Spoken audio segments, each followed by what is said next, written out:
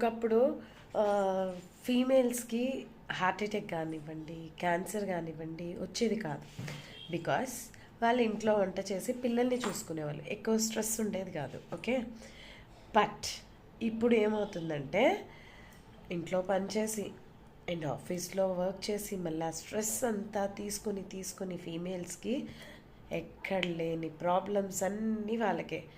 Almost ఫీమేల్స్కే heart attack, cancer అవన్నీ వస్తున్నాయి. So ఆడవాళ్ళు ఏం చేయాలంటే అట్లీస్ట్ ఒక 1 అవర్ వాళ్ళ గురించి, వాళ్ళ హెల్త్ ఎలా ఉంది, ఇప్పుడు ఏదో దెబ్బ తగిలింది అదే తగ్గిపోతుందిలే అంటాం. అదే పిల్లలకి అదే దెబ్బ తగిలితే ఇమ్మీడియట్గా హాస్పిటల్కి వెళ్తాం. ఎందుకు డిఫరెన్స్? బికాస్ అది ప్రేమ.